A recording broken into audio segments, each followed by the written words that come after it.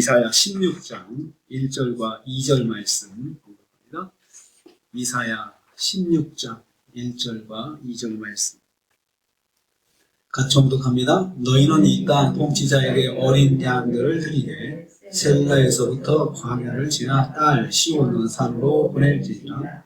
모압의 딸들은 아르논나루에서 떠다니는 새 같고 보금자리에서 흩어진 새끼 같을 것이라. 아멘. 아멘. 오늘 말씀은 예외적으로 모압이 하나님의 심판을 벗어나 패망을 면할 수 있는 방법을 제시해 주시는 것을 내용으로 하고 있습니다. 모압에게만큼은 예외적으로 살 길을 여기서 제시하고 있는 것입니다. 그것은 모압이 남유다와 연대해야 한다는 것입니다. 1절 전반부입니다. 너희는 이 땅 통치자에게 어린 양들을 드리라. 어린 양들을 드리라고 했습니다. 그래서 이 땅의 통치자는 표면적으로는 남유다의 왕들을 지칭합니다. 영적으로는 이스라엘의 하나님 여호와를 지칭하는 것이죠. 그래서 여호와께 나가라 라고 하는 그런 말씀입니다. 왜 이렇게 모압한테 예외적으로 살 길을 제시하느냐? 모압이 아브라함의 조카 롯의 후손이잖아요. 그러니까 아브라함을 보고 그러시는 거예요. 그러면 옆에 에돔도 모압의 친척이거든요. 그럼 에돔하고 유다하고 차이점이 뭡니까? 하나님을 믿고 하나님을 믿지 않고 그 차이잖아요. 그러니까 연대를 해도 찾아가더라도 하나님 믿는 형제를 찾아가야지 하나님 믿지 않는 형제한테는 아무 의미가 없다는 거죠. 거기서는 똑같이 죽을 수밖에 없다는 것입니다. 그래서 어린 양을 보내라는 말은 유다 왕에게 조공을 바치라는 것입니다. 어린 양의 조공을 바친다는 것은 친밀함의 뜻이거든요. 우리는 당신한테 이렇게 마음을 다해 당신을 섬기겠습니다 하고 조공을 바치는 거죠. 영적으로는 여호와께 복종하고 섬기고 경외하라는 의미입니다. 하나님께 나가서 하나님 섬기고 경외해. 지금이라도 늦지 않았으니까 그렇게 하라 그것입니다. 모압의 심판과 재앙이 유다 왕국이 섬기는 유일하신 하나님의 계획과 작정에 따라 임한 것이기 때문에 이것은 순전히 하나님의 계획과 작정으로 일어나는 것이니까 하나님께 나가는 것밖에 길이 없어. 그래서 그것을 우회적으로 하나님을 경외하고 두려워하는 것이 살 길이다. 이것을 말하기 위해서 어린 양을 조공으로 예루살렘에 바치라 이렇게 말을 한 것입니다. 그러니까 실제로 예루살렘한테 어린 양을 보내면서 우리 마음이 이 유다하고 친하게 지내고 싶습니다 라고 표현을 하라 이겁니다. 그러면 하나님께서 유다의 또 마음을 감동시키셔서 형제니까 받아주자라고 그렇게 하시겠다는 것입니다. 모압은 이제라도 여호와를 섬기는 길을 가는 것이 살 길이다 이렇게 하나님께서 예외적으로 제시해주고 있습니다. 모압은 예루살렘으로 조공을 보내라 했습니다. 1절 후반부입니다. 셀라로부터 출발해서 보내라 했습니다. 셀라가 어디냐면요, 모압 남방에 위치한 견고한 요새 바위라고 말합니다. 그러니까 지금 모압의 난민들이 도망가 있는 곳이 견고한 요새 바위까지 그들이 간 거죠. 여기서는 우리가 안전하겠다 싶어가지고 도망가다가 모압에 있는 그런 변방이죠. 남방, 북방 이렇게 국경지대에 있는 견고한 요새 바위까지 피난해 와 있는 것입니다.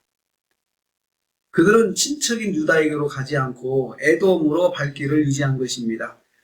유다로 가기 싫은 거죠.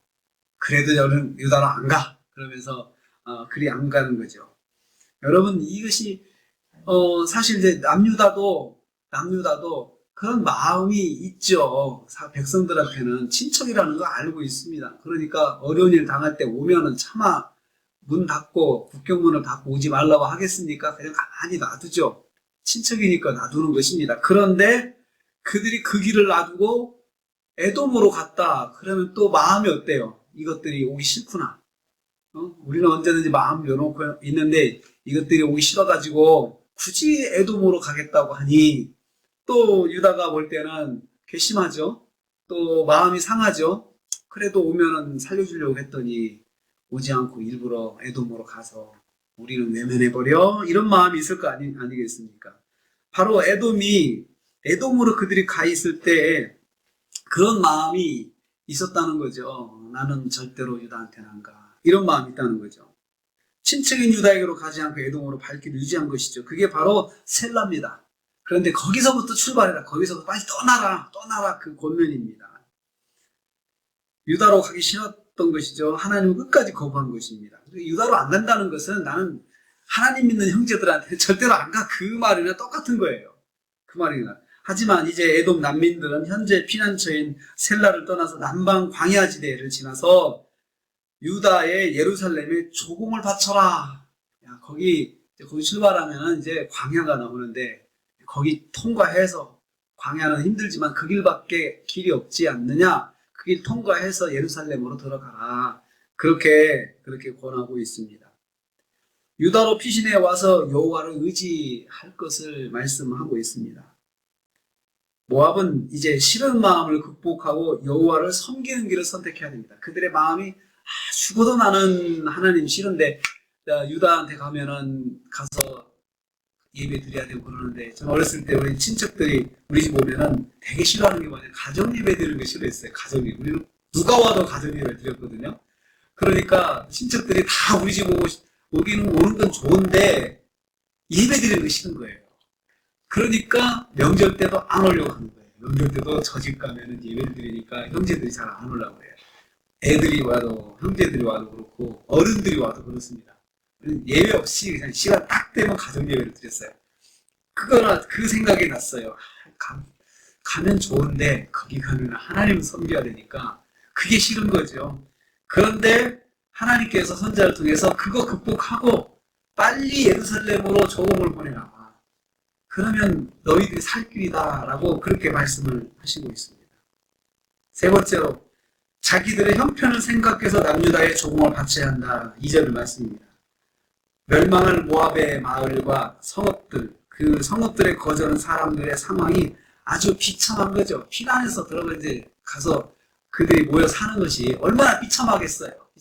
서로 아웅다웅하고 서로 불편하네 어찌나 다 그쪽으로 도망을 할 정도면은 다 상류층 사람들이거든요. 그러니까 다들 대접받고 살다가 그 어려운 곳에 가가지고 그나마 생존해서 갔는데 서로 불편하니까 싸우고 다투고 또 그렇게 서로 미워하고, 그들이 피난해서 에돔 국경 아르논 나루에 도달했지만 안식을 찾을 수가 없었다는 것이죠. 그래서 모압의 여자들은 아르논 나루에 떠다니는 새 같다. 나루가 위에 새들이 막 날아다니면서 정처없이 돌아다니는 거죠. 그런 새 같은 입장이다 이것입니다. 새 같은 처지다. 보호자 없이 방랑하는 새같이 가련한 처지에 있는 그 백성들, 자기들의 그런 입장을 생각한다면 예루살렘 가는 거 그거 어려운 일 아니다. 지금 형편을 생각해봐. 형편을. 그거 따질 거야 지금. 형편 생각해봐. 너희들이 살 길은 거기밖에 없는데, 그러니까 예루살렘에 가라. 너희들은 그 정처 없이 떠다니는 날아다니는 새 같은 존재야. 또한 보금자리에서 터지는 새 새끼들 같이, 보금자리에서 나온 새끼들이 얼마나 위험합니까? 그냥 살아있지만 이건 곧 천적들이 와가지고 그냥 집어먹을 만한 그런 위치가 아니겠습니까? 그 정도로 가련한 위치에 노출되어 있는 거죠. 지금 모압의 상황이 그렇게 될 건데, 그거 생각한다면 예루살렘으로 도망가는 것, 피하는 것, 조공을 바치는 건 그건 어려운 일이 아니야. 우리가 살 길이야. 라고 그렇게 말씀하고 있습니다. 안전을 보장할 수 없는 위험에 처한 모압의 피난민들의 가난한 정황을 생각한다면 지금이라도 서둘러서 남유다와 연대하는 것이 살 길이다. 그게 오늘 말씀입니다. 하나님께서 모압에게 아주 혹독하고 아주 끝까지 쫓아가서 심판하시겠다고 말씀하신 다음에, 하지만 살 길은 하나 있어.